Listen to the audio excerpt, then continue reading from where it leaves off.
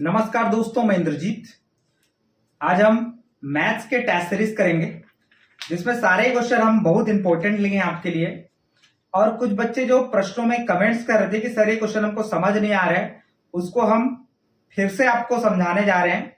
क्योंकि उस वीडियो में हमने आपको केवल क्वेश्चन और आंसर बताया था, आज पूरा एक्सप्लेन वीडियो होने वाला है। तो वीडियो में अंत तक बने रहेंगे। चैनल में पहली बार जुड़े हैं तो सब्सक्राइब कर लीजिएगा, लाइक शेयर करते रहिएगा। चलिए क्वेश्चन देखते हैं। क्वेश्चन आपको स्क्रीन पर दिखाया जा रहा है। पहला क्वेश्चन है आपका 0.07, ये जो है वो बराबर है और आपको ऑप्शन दिखाई दे रहे हैं। देखिएगा सॉल्व कैसे करेंगे इसको। हमारा क्वेश्चन है 0.07, इसको हमको परसेंट में बदलना है।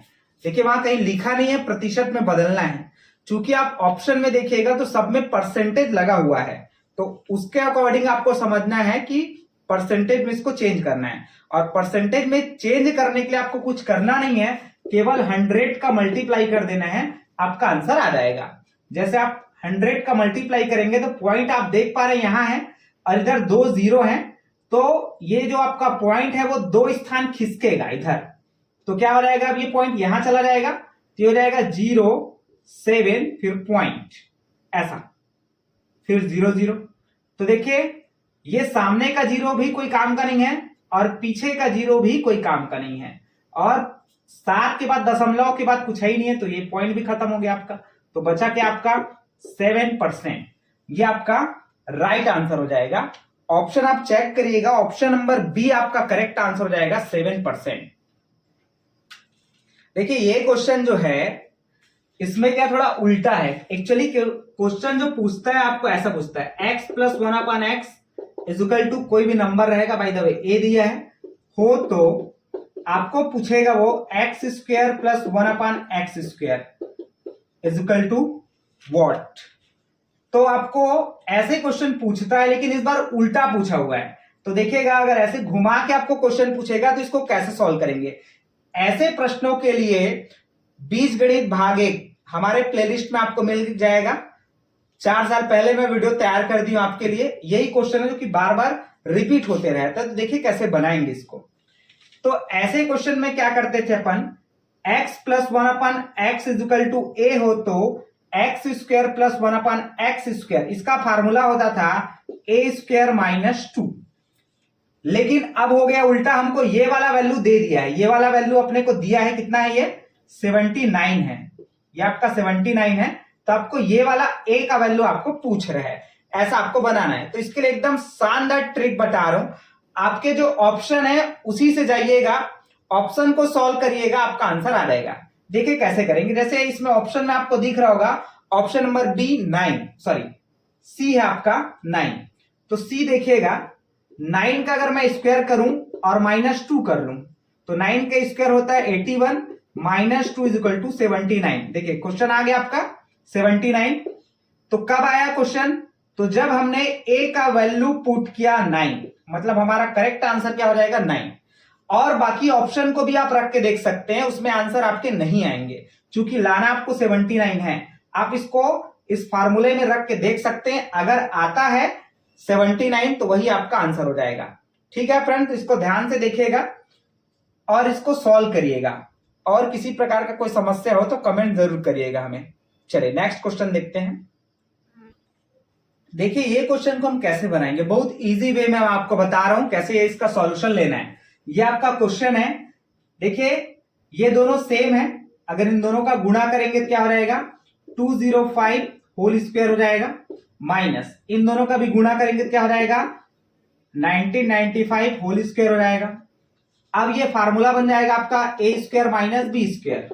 इसका फार्मूला होता है a plus b a minus B. तो देखिएगा इन दोनों नंबर को एक बार जोड़ना है और इन दोनों नंबर को एक बार क्या करना है माइनस करना है, घटा देना है। चलिए देखते हैं बना के इसको। तो ये हो जाएगा आपका 2005 प्लस 1995। एक बार इसको माइनस करिएगा, 2005 में आपको घटाना है 1995। तो चलिए इसको सॉल्व करते हैं, दोनों को प्लस करिएगा, कितना आ जाएगा 4000 आ जाएगा। और 2005 में 1995 घटाएंगे क्या आएगा 10 आएगा। दोनों का मल्टीप्लाई कर लीजिएगा, कितना आ जाएगा 40,000। ये आपका राइट आंसर हो जाएगा 40,000। तो देखिए करना कुछ नहीं, ऐसे क्वेश्चन आपको पूछ सकता है वो, इस बार के लिए बहुत इंपॉर्टेंट है। ये दोनों को मल्टीप्लाई किए तो ये आ गया आपका, इन दोनों को मल्टीप्लाई करेंगे तो ये आ जाएगा, फिर यहाँ फार्मूला लग जाएगा a square minus b square equal to होता है a plus b a minus b. फिर एक बार क्या करना है आपको, इन दोनों को जोड़ना है और एक बार इन दोनों को क्या करना है, घटा देना है। तो ये आएगा आपका 4,000 और ये आएगा आपका 10, दोनों का गुणा करिएगा, आपका आंसर आ जाएगा 40,000। करेक्ट। चलिए आगे बढ़ते हैं। देखिए बहुत ही शानदार क्वेश्चन है ये। 1 से लेकर 100 तक की अभाज्य संख्या आपको पहचानना है कि कितने होते हैं। तो सबसे पहले हम ये समझेंगे कि अभाज्य संख्या होता क्या है। तो अभाज्य संख्याएं वे संख्याएं होते हैं जो केवल एक और स्वयं से भाग जाते हैं, खुद से भाग जाते हैं। वे सभी संख्याओं को हम क्या बोलेंगे, अभाज्य संख्या बोलेंगे। या आप नॉर्मल समझ सकते हैं कि जो खुद के पहाड़ा में आएगा और किसी के पहाड़ा में नहीं आएगा, यही आपका क्या कहलाएगा, अभाज्य संख्या कहलाएगा। जैसे हम समझते हैं, सबसे पहले होगा आपका 2 से चालू होता है अभाज्य संख्या, फिर क्या आएगा 3 आएगा, फिर 5 आएगा, फिर आपका 7 आ जाएगा, फिर 9 तो 3 के पहाड़ा में आता है तो उसको नहीं लेंगे, फिर आएगा आपका 11, 13, 17, फिर आएगा आपका 19, फिर आ जाएगा आपका 23, फिर आ जाएगा आपका 29, फिर 31, फिर आपका आ जाएगा 33, 34, 35, 36 और एक 37। ठीक, 37 आएगा आपका। फिर आएगा आपका 38, 39 तो भाग जाता है, 40 भी जाता है, 41 किसी से भाग नहीं जाएगा, 42 नहीं जाता है, सॉरी 43 किसी से नहीं जाएगा, फिर आपका 44, 45, 46, 47 आ जाएगा, ये किसी से भाग नहीं जाएगा। तो अब आप काउंट कर लीजिए 1 2 3 4 5 6 7 8 9 10 11 12 13 14 15। तो 1 से लेकर 50 तक टोटल 15 अभाज्य संख्याएं हैं। और अगर आप इससे आगे बढ़ेंगे 50 से 100 तक तो आपको 10 और मिल जाएंगे। 10 अभाज्य संख्या, प्राइम नंबर बोलते हैं इंग्लिश में, इंग्लिश मीडियम वाले ध्यान देंगे। तो ये आपका 10 और मिल जाएगा आपको। तो टोटल कितना हो जाएगा ये 25। और ये आपको पूछा गया है कि टोटल अभाज्य संख्या 1 से लेकर 100 तक कितने हैं। तो आपका आंसर हो जाएगा 25। देखिए इससे और कुछ महत्वपूर्ण प्रश्न बनते हैं जो आपको मैं बता रहा हूं। अभी आपको क्वेश्चन पूछा गया है 1 से लेकर 100 तक कितने अभाज्य संख्या है, तो 25। यदि आपको 1 से 50 तक पूछे तो 15, और 50 से 100 तक पूछे तो आपका आएगा 10 अभाज्य संख्याएं। एक चीज और इसमें पूछा जा सकता है कि सबसे पहली अभाज्य संख्या क्या है। तो जनरली लोग लिखते हैं 1, जो कि है गलत। आपका सही आंसर होगा 2। आप देखिए 2 से स्टार्ट हुआ है, हमारे अभाज्य संख्या में तो 1 आता ही नहीं है, तो आंसर हो ही नहीं सकता आपका। तो आपको सबसे पहली अभाज्य संख्या प्राइम नंबर पूछेगा तो क्या लेना है, 2 लेना है। या ऐसा भी आपको क्वेश्चन पूछ सकता है इकलौती अभाज्य संख्या कौन सी है, तो भी आपको लेना है 2। आप इसमें देखिएगा और आपको कोई सा भी नंबर सम संख्या नहीं मिलेगा। तो इकलौती यदि आपको सम संख्या पूछे तो आपको लेना है 2। क्वेश्चन पूछेगा आपको इकलौती सम संख्या, तो आपको आंसर क्या ले लेना है, 2 लेना है। बाकी जितने भी नंबर्स आएंगे इसके बाद भी और जितने नंबर आएंगे वे सभी विषम संख्याएं होगी, ऑड नंबर होगी। केवल एक इवन नंबर आपका आता है और वो है आपका 2। ये आपको ध्यान में रखना है। ठीक है फ्रेंड्स, चलिए अगला क्वेश्चन देखते हैं। देखिए अगला क्वेश्चन बहुत इंपॉर्टेंट है। इससे पहले मैं आपको एक चीज कहना चाहूंगा, बहुत दिल से बोल रहा हूं। आप सभी वीडियो देख रहे हैं, लेकिन मैं देख पा रहा हूं कि नॉन सब्सक्राइबर जो है बहुत सारे हैं और जो हमारे सब्सक्राइबर है वो तो कमी है। इसका मतलब ये है कि आप वीडियो तो देख रहे हैं लेकिन आप चैनल को सब्सक्राइब भी नहीं कर रहे हैं, वीडियो को लाइक भी नहीं कर रहे हैं और शेयर भी नहीं कर रहे हैं। यार आपके लिए मैं दिन रात मेहनत कर रहा हूं ताकि आपका प्रयास में सिलेक्शन हो, तो कम से कम इतना तो हक है कि मैं आपको ये बोल पाऊं कि आप चैनल को सब्सक्राइब कर दीजिएगा, वीडियो को लाइक कर दीजिएगा और शेयर कर दीजिएगा। फ्रेंड्स जरूर आप शेयर करिएगा और सब्सक्राइब करिएगा। चलिए क्वेश्चन में आते हैं हम। क्वेश्चन है आपका एक समचतुर्भुज का एक विकर्ण उसकी भुजा के बराबर होता है। देखिए थोड़ा सा आपको क्वेश्चन को समझना पड़ेगा। क्वेश्चन बोल रहा है कि एक समचतुर्भुज का विकर्ण वर्ग की भुजा के बराबर होता है तो इसका लंबा कोण होगा। ये आपके लिए डिफरेंट क्वेश्चन है, देखिए कैसे बनेगा ये। सबसे पहले क्या करना है आपको, एक समचतुर्भुज ऐसा क्रिएट कर लेना है, बना लेना है।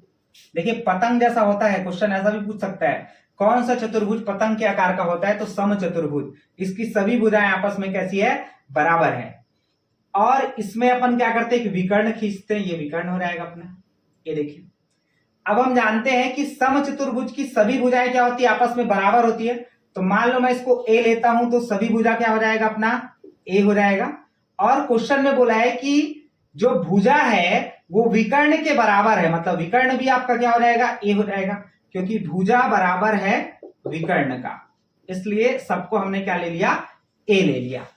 अब देखिएगा ये भुजा, ये भुजा, ये दोनों और ये, मतलब ये टोटल इतना अगर मैं देखूं ऐसे तो ये त्रिभुज बन रहा है। और आप जानते हैं अगर त्रिभुज की तीनों भुजाएं बराबर है तो कहलाता है समबाहु त्रिभुज।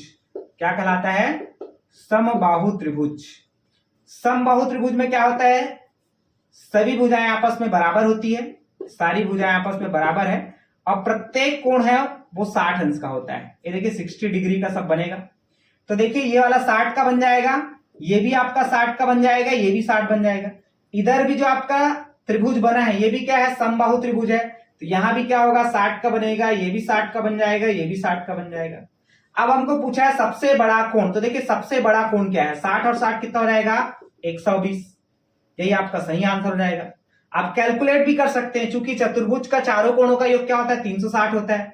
तो देखिए ये वाला कितना हो जाएगा, 120 का फिर से हो जाएगा, और ये 60 और ये 60 फिर से कितना हो जाएगा, 120 का हो जाएगा। तो टोटल अगर आप काउंट करेंगे तो 360 आपका आएगा। चतुर्भुज के चारों कोणों का क्या होता है, 360 अंश होता है। तो आपको क्वेश्चन पूछा गया था सबसे बड़ा कोण क्या है, तो आप देख सकते हैं भाई ये 60 वाला तो होगा नहीं, सबसे बड़ा आप देखिएगा तो यहां भी 120 बन रहा है, यहां भी 120 बन रहा है। यही आपका सही आंसर हो जाएगा। ठीक है, तो ऐसे आपको बनाना है। नेक्स्ट क्वेश्चन आपका बेहद इंपॉर्टेंट है। क्वेश्चन है आपका 100 लोगों की भोजन सामग्री 24 दिन तक चलती है। यदि 20 व्यक्ति उस स्थान से चले जाते हैं तो भोजन सामग्री कितने दिनों तक चलेगी। देखिए बहुत सिंपल सा क्वेश्चन है। हमारे पास टोटल 100 लोग हैं मैन, और ये आपका डे हो जाएगा। तो M1 100 लोग हैं, 24 दिन तक खाद्य सामग्री चलती है। अब इसमें से क्या होता है कि 20 लोग जो है वो कहीं अन्यत्र बाहर चले गए, तो अब इसके पास कितने बचते हैं, 80 लोग। तो पूछ रहे हैं कि भैया कितना दिन तक उसका खाना चलेगा। तो ये आपका M1 M2 ये हो जाएगा आपका, ये आपका D1 और ये हो जाएगा आपका D2 हो जाएगा। ठीक है, तो फार्मूला होता है आपका M1 D1 is equal to M2 D2। तो M1 का वैल्यू है आपका 100, D1 का वैल्यू है आपका 24, M2 का वैल्यू है आपका 80 और D2 का वैल्यू आपको फाइंड आउट करना है, निकालना है। अब क्या करेंगे आप, D2 का वैल्यू निकालना है तो 80 को नीचे ला लो इसके। ये देखिए यहां से ऐसे 0 0 कैंसिल हो जाएगा, 8 एकम 8, 8 तिया 24, 3 दहम 30, मतलब 30 दिनों तक चलेगा खाद्य सामग्री। फिर से एक बार समझिएगा, पहले 100 लोग थे, 24 दिन तक खाना पीना चलता था। अब 20 लोग चले गए तो बचे कितने, 80 लोग। तो पूछ रहे हैं कि कितने दिनों तक खाद्य सामग्री चलेगी।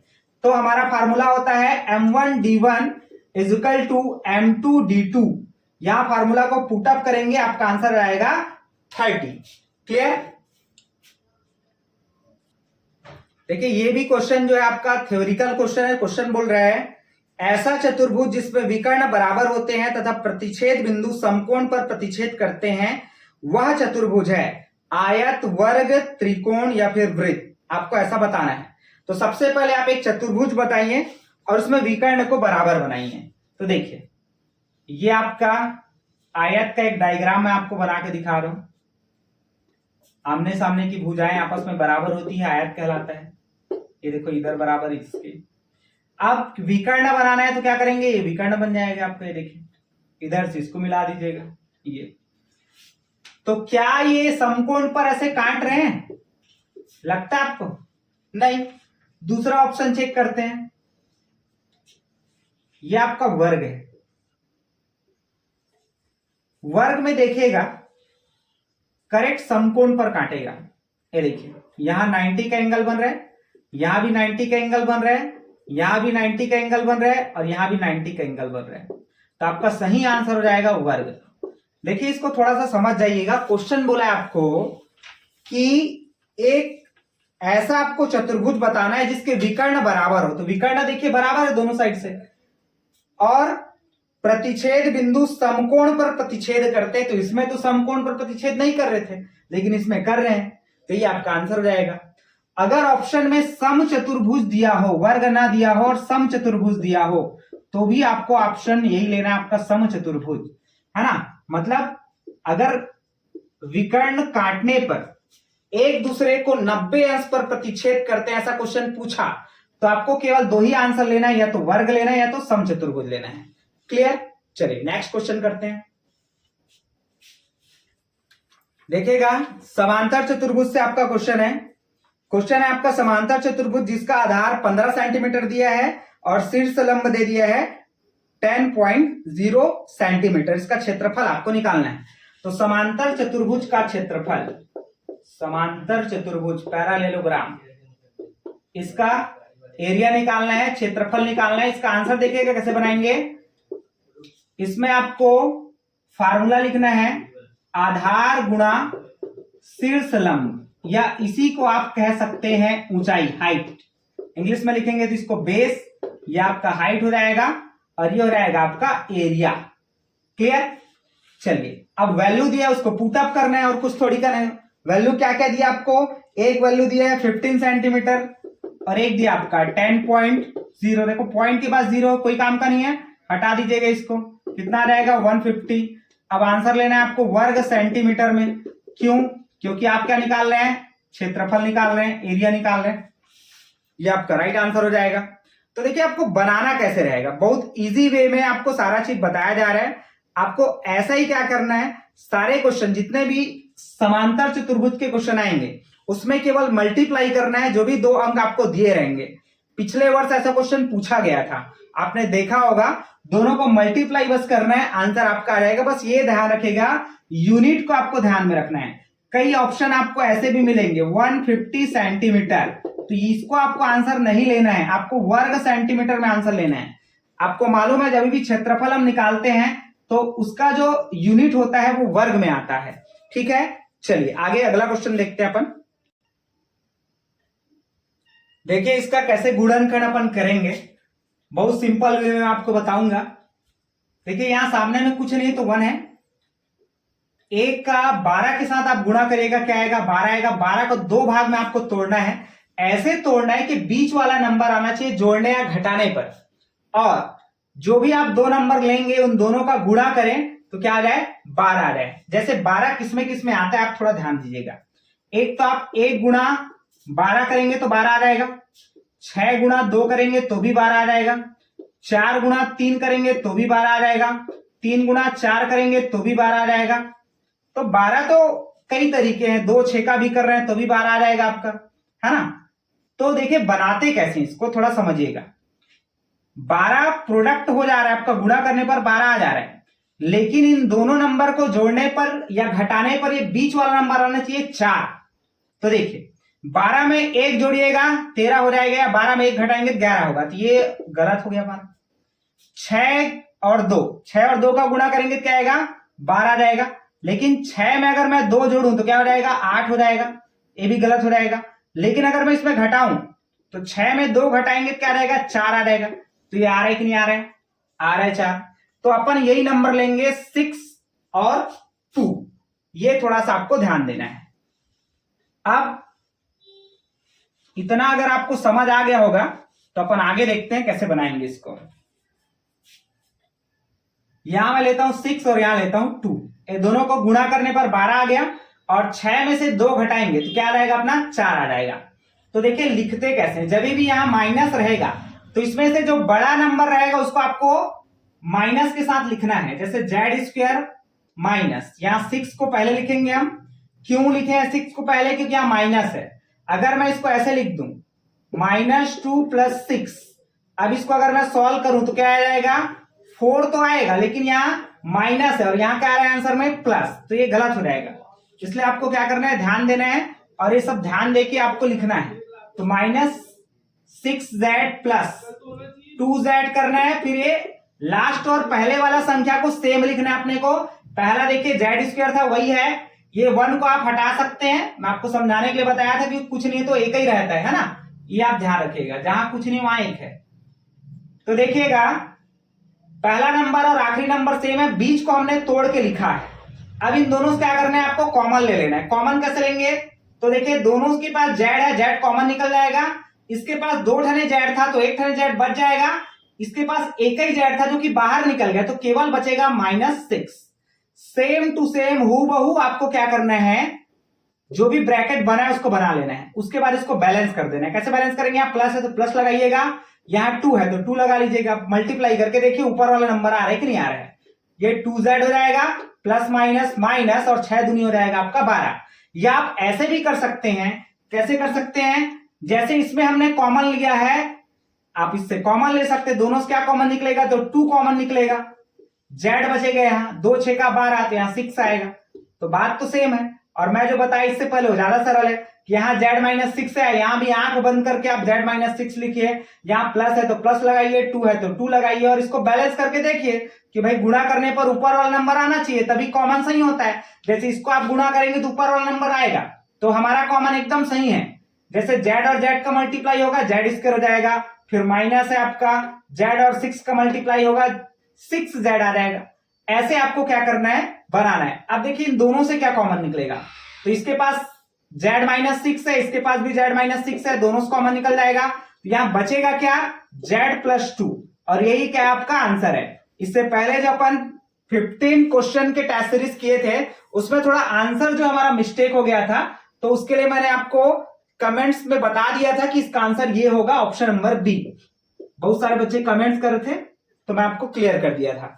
ठीक है, चलिए आगे देखते हैं। तो का क्या करना है, आपको मासा निकालना है। मासा मतलब कैसे, नंबर के साथ नंबर का मासा निकलेगा और आपका जो चर है, जैसे ए है तो ए का मासा, बी है तो बी का, और सी इसके साथ तो नहीं है तो सी से कोई लेना देना नहीं है, दोनों में रहेगा तभी आपका क्या निकलेगा, मासा निकलेगा। उसी को हम लोग कॉमन भी बोल देते हैं। ठीक है, तो देखिए इसके पास कुछ नहीं है, कोई सा भी नंबर नहीं है, तो ये आप कोई काम का ना समझे। दोनों के पास ए है तो ए से कॉमन निकलेगा, कितना निकलेगा, तो कम से कम आपको कॉमन निकालना है। इसके पास 2 ठने हैं और इसके पास 1 ठन है, तो कम से कम में कितना निकल जाएगा, 1। अब देखिए दोनों के पास बी है, इसके पास 1 भी है और इसके पास 3 भी है, तो कम से कम निकालेंगे कितना भी निकलेगा, 1 ही भी निकल सकता है। तो ये हो गया आपका राइट आंसर। ऐसे आपको 2 मिनट में चुटकी से बढ़ा लेना है क्योंकि बहुत सरल बनेगा ऐसा क्वेश्चन। ठीक है फ्रेंड्स, तो ये रहे आपके डाउट वाले क्वेश्चंस। नेक्स्ट वीडियो में हम और भी अच्छे क्वेश्चन आपको कराएंगे जो कि प्रयास एंट्रेंस एग्जाम में आएगा। ठीक है friends, thank you so much for listening and watching my video.